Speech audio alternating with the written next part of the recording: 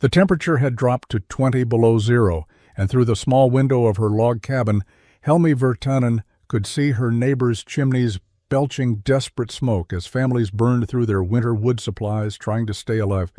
Inside her clay room, her 3 children slept peacefully under a single wool blanket, while a small oil lantern flickered against walls that glowed with absorbed warmth. Before we continue, let us know where you're watching from, and if stories of forgotten frontier wisdom move you, subscribe, because tomorrow's tale is even more remarkable than this one. Helmi Virtanen found her husband on the morning of February 9, 1856. Mikko lay on the cabin floor near the fireplace, his body rigid beneath 2 wool blankets. The fire had burned down to coals during the night. The temperature inside the cabin had dropped below freezing despite the log walls and chinked gaps. She knelt beside him and already knew. His skin was gray, his lips blue. He had gone to sleep 3 feet from a fire that had consumed half a cord of wood the previous day, and the cold had killed him anyway. Helmi sat beside Mikko's body for an hour before she could move. Their 3 children still slept in the loft. Aino was 8, Esko 6, Lisa only 4. They had survived the night because warm air rose to the loft space. Mikko had slept on the ground floor, where cold air pooled and sank through every gap. She buried him that afternoon on a hillside overlooking their homestead. The ground was frozen 18 inches down. She built a fire on the burial spot, let it burn for 3 hours to thaw the earth, then dug with a pickaxe and shovel. The work took until dark. She marked the grave with stones and returned to the cabin. That night, Helmi could not sleep. She lay in the darkness listening to the wind press against the log walls. She could feel cold air moving through the cabin like water, finding every gap, every crack, every weakness. The fireplace radiated heat upward and out the chimney. The warmth never reached the floor. Cold air sank and pooled where people slept. She understood something in those dark hours. The cabin that Mikko had built, the cabin that looked strong by frontier standards, was a death trap. The notched corners leaked air. The chinking contracted in extreme cold, opening gaps. The single-room design with its high ceiling meant heat rose uselessly while cold settled where it could kill. Most frontier families accepted this as the nature of winter survival. You burned wood constantly. You slept close to fires. You lost fingers and toes to frostbite. Sometimes you lost children or elderly family members to the cold. It was understood as the price of living in the Northern Territories. Helmi refused to accept it. Mikko was dead because their shelter was inadequate. If she did nothing, the same cold would eventually kill her children. Standard cabin construction was not enough. She rose before dawn and walked to the root cellar they had dug into the hillside the previous autumn. She opened the door and stepped inside. The temperature was noticeably warmer than the exterior air, perhaps 20 degrees warmer. The earthen walls held heat from the ground itself. The small enclosed space required no fire to stay above freezing. She remembered clay ovens from Finland, massive structures that absorbed heat from wood fires and radiated warmth for hours after the flames died. She thought about pottery, how clay hardened in kilns became dense and capable of holding heat. Clay, earth, thermal mass, small enclosed spaces. These concepts began connecting in her mind. She would build something involving clay, something small that would hold heat. She would not let winter kill her children the way it had killed their father. Spring came late to the Montana Territory in 1856. Snow lingered until mid-April, then melted in a sudden thaw. While other settlers planted crops and repaired cabins, Helmi Virtanen walked the creek banks examining mud. She was looking for clay. Not all earth was suitable. Sandy soil crumbled when dry. Pure clay cracked as it dried. She needed something specific. She started at the creek nearest her cabin. The banks rose 6 feet above the water level, exposing layers of soil. She dug into these layers with a stick, pulling out samples, squeezing them, feeling the texture. Some samples felt gritty, dominated by sand. Others felt smooth and plastic, pure clay that stuck to her fingers. She collected both types in a wooden bucket and carried them home. Over the next week, she conducted experiments. She mixed clay samples with water in different ratios, forming them into small balls. She let them dry in the sun. Most cracked within 2 days. Pure clay dried unevenly, the surface hardening while the interior remained wet, creating fractures. Sandy mixtures dried without cracking but crumbled easily. She remembered her grandmother mixing straw into clay for building.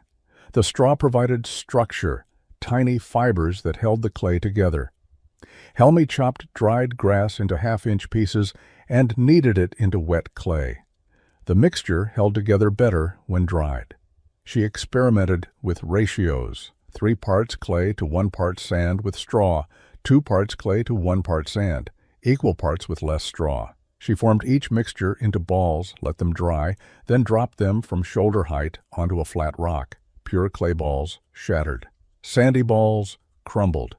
But the mixture with 2 parts clay, 1 part coarse sand, and chopped straw survived with only minor cracks.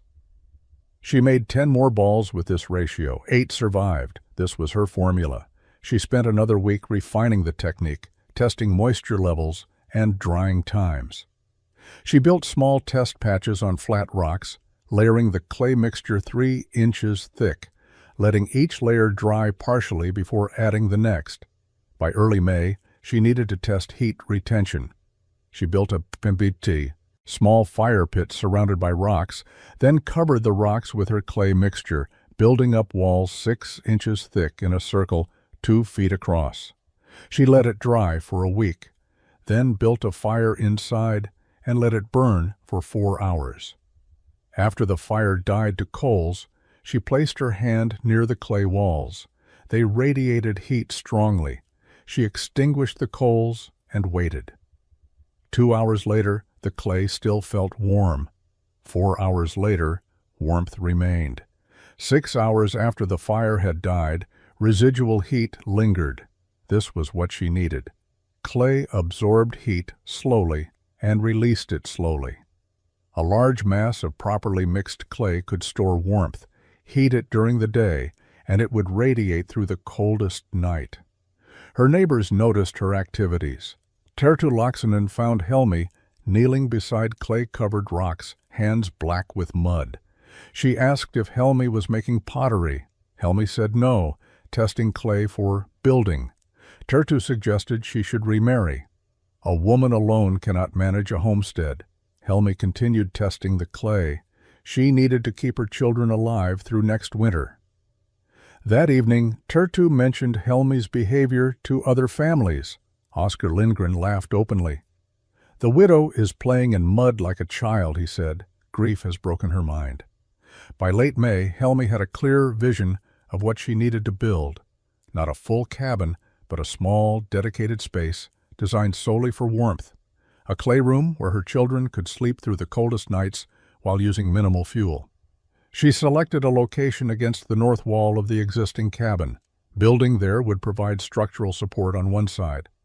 The spot received no direct sunlight in winter, which most builders would consider a disadvantage.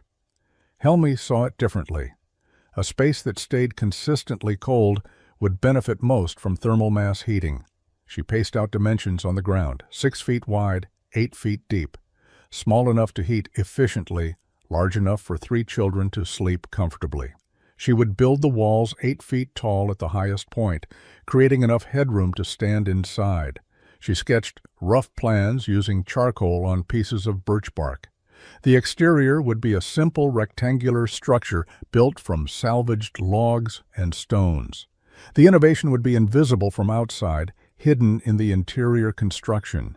Inside this rectangular shell, she would line every surface with thick clay, not just the walls, but the ceiling as well, shaping it into a curved, dome-like form. Curved surfaces distributed warmth more evenly than flat ones. Heat rose naturally. A curved ceiling would guide that heat outward and downward along the walls rather than letting it pool uselessly at the peak. The clay would be 12 inches thick on the walls, slightly less on the ceiling where weight became a concern. She calculated the volume needed. Approximately 1,200 pounds of prepared clay mixture. 1,200 pounds meant roughly 800 pounds of raw clay. 300 pounds of sand, and the rest water and chopped straw. The materials would come from the creek bank, requiring hundreds of trips carrying buckets. She could manage 20 pounds per trip. That meant at least 60 trips just for the clay and sand, plus countless more for water. She would work in batches, preparing enough clay mixture for one day's application, letting it cure, then preparing the next batch. The clay had to be fresh and workable when applied. The door would be simple wood planks, small, but sealed tightly to trap heat inside. She would add a ventilation hole near the roof peak, just 2 inches across. Enough to prevent suffocation, but too small to lose significant warmth. She would install a raised sleeping platform 18 inches off the ground. Warm air rose, so sleeping elevated would be warmer than sleeping on the floor. The platform would span the width of the room, providing space for all 3 children. For heat, she would use an oil lantern placed on the floor in the center. Oil burned cleanly and steadily. A single lantern could burn for 8 to 10 hours. The flame would heat the air, which would rise and warm the clay ceiling. The clay would absorb that heat and radiate it back down. Even after the lantern was extinguished, the clay would continue radiating warmth for hours.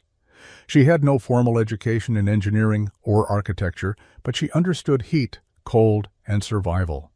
She knew clay held warmth. She knew small spaces heated efficiently. She knew her children's lives depended on this working.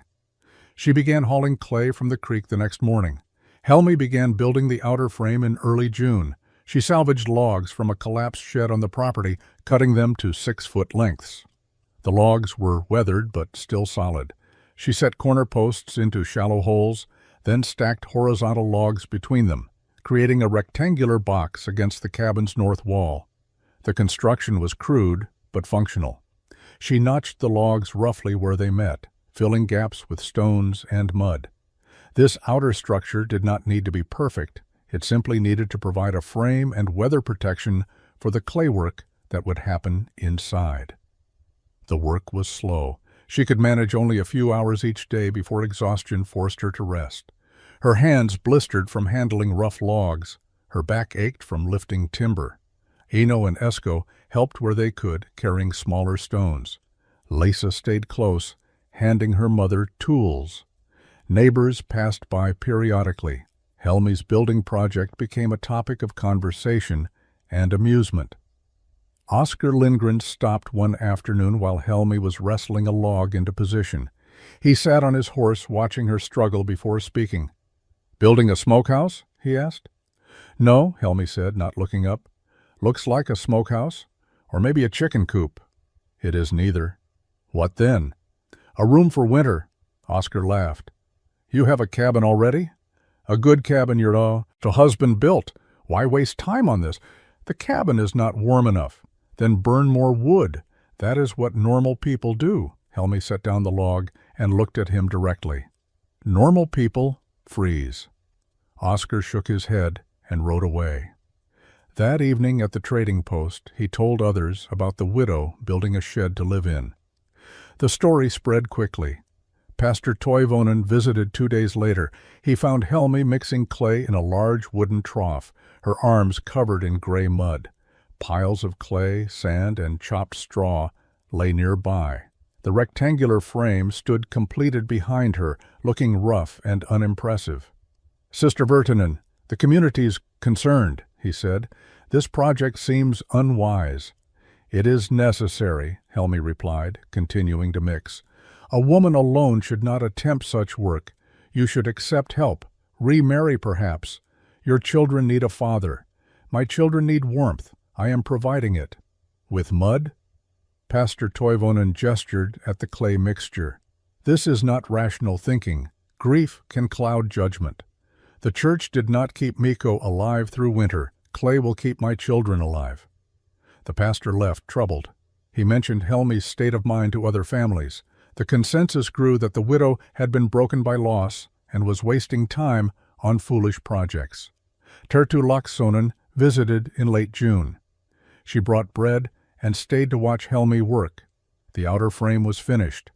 Helmi had begun applying clay to the interior walls, spreading the thick mixture with her hands, pressing it firmly against the log frame. "Why are you doing this?" Tertu asked quietly. "To survive next winter." "But this is just mud, Helmi. Mud walls. How can this be better than a proper cabin?" "Proper cabins kill people," Helmi said. "This will save them." Tertu looked at the gray clay coating the interior walls, at Helmi's cracked and bleeding hands, at the children playing nearby. She felt pity and confusion. "People are saying you have lost your mind," Tertu said gently. "People can say what they wish." Helmi applied another handful of clay, smoothing it carefully. "When winter comes, my children will be warm." The clay application began in early July and would consume the entire summer. Helmi worked systematically, building up the interior walls in layers. Each layer needed to be 3 inches thick, applied evenly and allowed to cure before the next could be added. She started with the back wall. She mixed her first batch of clay in the wooden trough, combining 2 parts clay, 1 part coarse sand, and chopped straw. She added water gradually, kneading the mixture until it reached the consistency of thick bread dough. The mixing took 2 hours. When ready, she carried the clay into the frame in handfuls and began pressing it against the log wall. She worked from bottom to top, spreading evenly, pushing firmly into every gap. The clay had to bond completely with the underlying structure. Air pockets would create weak points.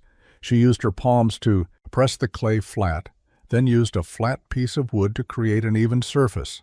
A single 3-inch layer covering the back wall required 40 pounds of prepared clay mixture. By midday, her first layer was complete. The gray surface was uneven but solid. It would take 3 full days to cure enough for the next layer. She repeated this process for each wall. Mix clay, apply layer, smooth surface, wait 3 days. Each wall would receive 4 layers, building up to 12 inches total. The waiting was difficult. She wanted to work continuously, but the clay dictated the pace. During her second week, impatience led her to apply a layer after only 2 days. The clay developed hairline cracks within hours. She had to scrape it off and start again. After that failure, she respected the curing time absolutely. 3 days between layers, no exceptions. The summer heat helped. Temperatures rose into the 80s during July, and the clay dried faster. She kept the door opening covered with canvas to prevent rain, but left gaps for air circulation. By mid-August, the walls were complete. 4 layers on each wall, 12 inches thick. The interior space had shrunk considerably. What had been 6 feet wide was now 5 feet wide. 8 feet deep was now 7 feet deep. But the massive clay walls created exactly what she needed: thermal mass capable of storing and radiating heat. The ceiling presented a greater challenge, but applying clay overhead required supporting it while it cured. She built a temporary wooden framework inside, creating a curved form that would support the clay layers. The curve was gentle, rising from the walls to a peak about 7 feet high. She applied ceiling clay in thinner layers, 2 inches instead of 3, to reduce weight. Each layer took longer because she had to work overhead, arms raised, clay dripping onto her face. She completed 3 layers on the ceiling, creating 6 inches of thickness. By early September, the clay work was finished. She removed the temporary wooden supports carefully. The ceiling held. She had created a small room with massive clay walls and a curved clay ceiling. The interior was dim, cave-like, and smelled of damp earth. Now she needed the final surface. The clay walls were complete but rough. The surface showed fingerprints, tool marks, and irregular patches where layers met. Helmi needed a smooth interior finish that would maximize radiant heat reflection. Rough surfaces absorbed and scattered heat. Smooth surfaces reflected it back into the space. She prepared a different clay mixture for the final layer. She collected the finest clay from the creek bank, material that felt almost silky between her fingers. She mixed it with very fine sand, barely gritty, and no straw. The mixture was thinner than what she had used for the structural layers, more like thick cream than dough. She applied this finishing clay with her bare hands, using her palms in circular motions to spread it across the rough interior walls. The thin layer filled small gaps and irregularities, creating a uniform surface. She worked in sections, completing one area before moving to the next. The smoothing required patience. She could not rush the circular motions or press too hard. Too much pressure would create grooves. Too little would leave bumps. She developed a rhythm, her palms moving steadily across the clay, feeling for imperfections, correcting them as she worked. Her hands cramped after the first hour. The repetitive circular motion strained muscles in her forearms and wrists. She took breaks, flexing her fingers, shaking out her arms, then returned to work. Each wall took a full day to smooth completely. The finishing layer dried differently than the structural clay. Because it was thin and fine, it dried quickly, sometimes too quickly. If the surface dried before she finished smoothing a section, it would harden with an uneven texture. She learned to work in early morning, when humidity was higher and drying slower. She discovered that adding a small amount of rendered animal fat to the finishing mixture made it easier to work and created a slightly water-resistant surface. She had a small amount of bear fat saved from a trade the previous year. She melted a spoonful over low heat and mixed it into a batch of finishing clay. The fat made the mixture more pliable and gave it a subtle sheen when dry. She used this fat-enriched mixture on the final pass over each wall, applying the thinnest possible layer and polishing it with her palms until it gleamed faintly in the dim light. The result was a surface that felt almost like fired pottery, smooth and slightly cool to the touch. The sealing required different technique because she had to work overhead. She applied the finishing mixture more thickly there, allowing gravity to help it adhere. She smoothed upward in sweeping motions, her arms aching from the extended overhead work. Clay dripped onto her face and hair. She worked in short sessions, completing small sections at a time. By late September, the entire interior was smooth. She stood in the center of the small room and ran her hands along the walls. The surface was uniform, cool, and solid. She could feel no gaps, no rough patches, no weak points. The curved ceiling rose above her, its smooth surface ready to reflect heat downward when winter came. The clay room was nearly complete. Only the door, ventilation, and sleeping platform remained. October arrived with cool nights and frost on the ground at dawn. Helmi installed the final elements of the clay room. She built a simple wooden door from planks salvaged from the old shed, fitting it tightly into the entrance frame. She carved a small ventilation hole near the ceiling peak, just 2 inches across, and covered it with a wooden plug she could remove when needed. She constructed a sleeping platform from split logs, raising it 18 inches off the floor on sturdy supports. The platform spanned the width of the room, creating space for all 3 children to sleep side by side. She covered it with pine boughs and a layer of dried grass for cushioning. With construction complete, she needed to test the clay room's heat retention before winter arrived. She could not risk her children's lives on theory alone. The system had to work. She placed an oil lantern in the center of the floor and lit it. The flame burned steadily, casting warm light against the gray clay walls. She closed the door and waited outside, checking the interior every 30 minutes. After 2 hours, the clay walls felt slightly warm to her touch. After 4 hours, they radiated noticeable heat. After 6 hours, the entire interior felt warm, the air temperature comfortable even though the exterior temperature had dropped to near freezing with nightfall. She extinguished the lantern and continued monitoring. The clay continued radiating heat. 2 hours after extinguishing the flame, the walls still felt warm. 4 hours later, residual warmth remained. 6 hours later, she could still detect heat radiating from the clay. though it had diminished significantly. 8 hours of lantern burn time provided approximately 12 to 14 hours of warmth when accounting for the clay's stored heat radiation. This meant lighting the lantern at sunset would provide warmth through the coldest pre-dawn hours when temperatures dropped lowest. She tested different lantern positions. Placing it low and central worked best.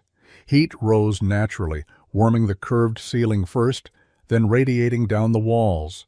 Placing the lantern too high wasted heat at the ceiling peak before it could warm the walls properly.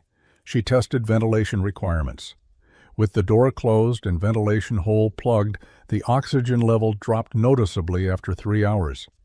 She felt slight breathlessness. She opened the ventilation hole and immediately fresh air circulated.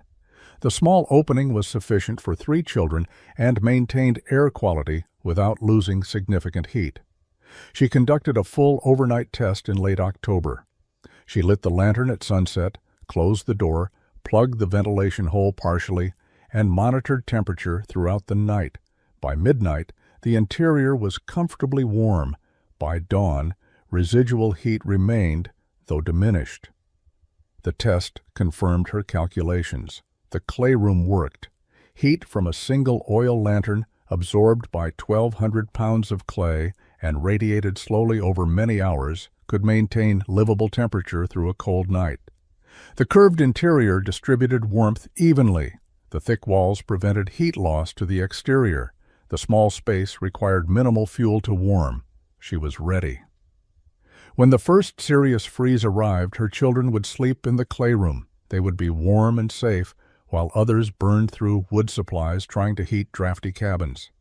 The innovation she had worked all summer to create would prove itself when it mattered most. The first hard freeze arrived on November 7th. Helmi woke to find ice crystals coating the inside of the cabin windows. Outside, the temperature had dropped to 8 below zero overnight. Her breath formed clouds in the cabin air, despite the banked coals in the fireplace. She prepared the clay room immediately. She lit the oil lantern and placed it in the center of the floor. She opened the small ventilation hole halfway. She laid wool blankets on the sleeping platform and brought in the children's warmest clothes. Eno, Esko, and Lisa were uncertain about the small, dark space. They had watched it being built all summer, but had never slept inside. The curved clay walls and low ceiling felt strange and confining after the open cabin interior. "It looks like a cave," Esko said. "It is warmer than a cave," Helmi replied. "Come inside, you will see." She guided them onto the sleeping platform. The 3 children sat together, wrapped in blankets, watching the lantern flame flicker against the gray walls.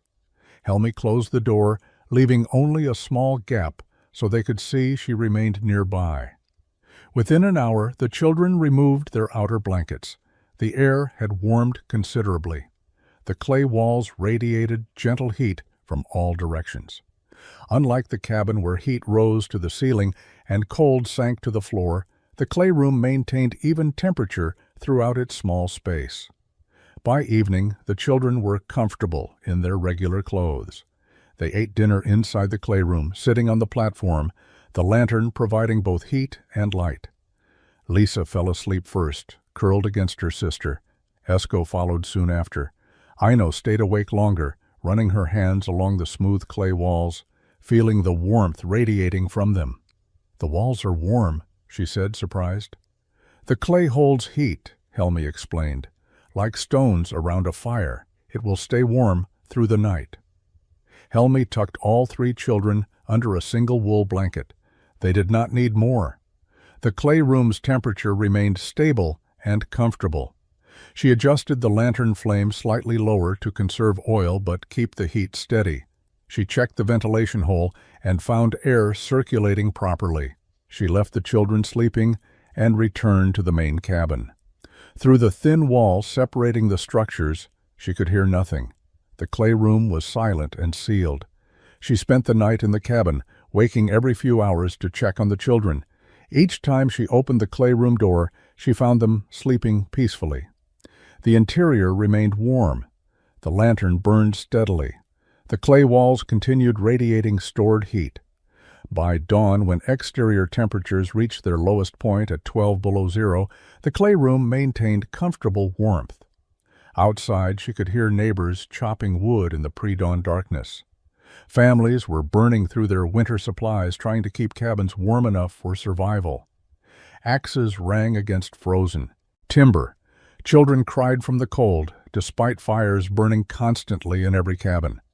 Inside Helmy's clay room, her 3 children slept through the night undisturbed, warm and safe, using a single lantern's worth of oil.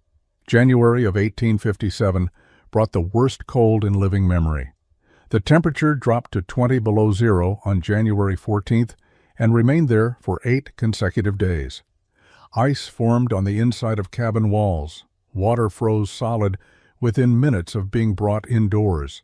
The cold was relentless and deadly. Families with standard log cabins burned wood at rates they could not sustain.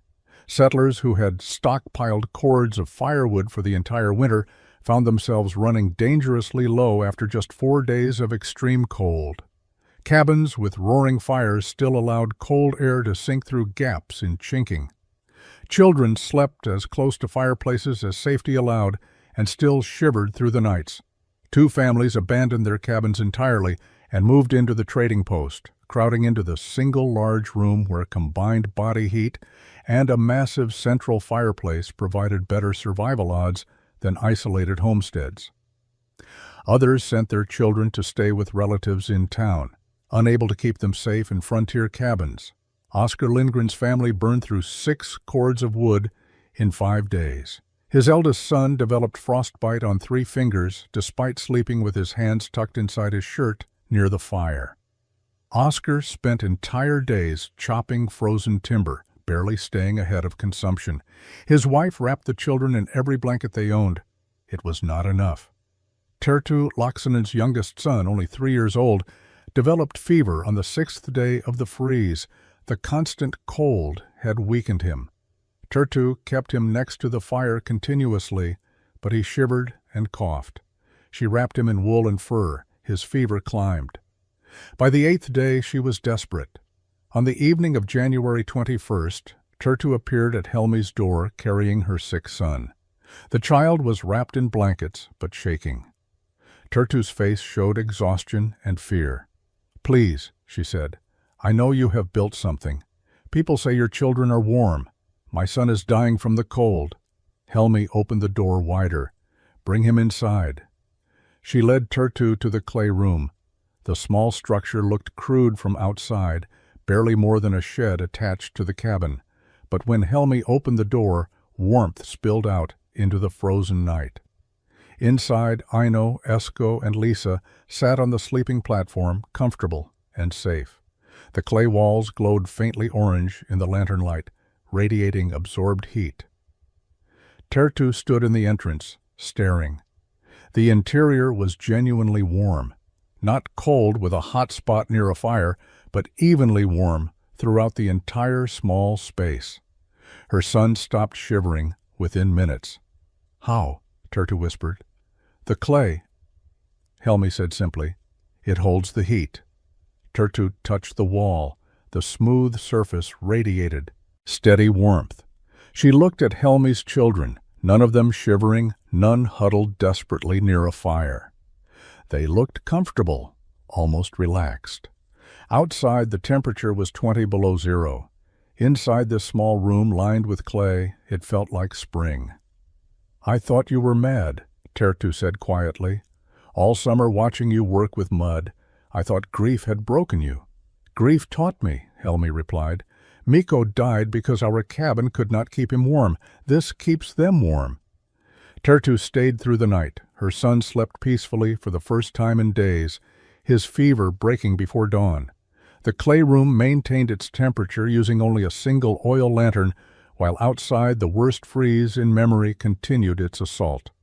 Word spread quickly after that night. The freeze broke on January 22nd. Temperatures rose to 0, then climbed into the teens. Families emerged from their cabins exhausted, wood supplies depleted, children marked by frostbite.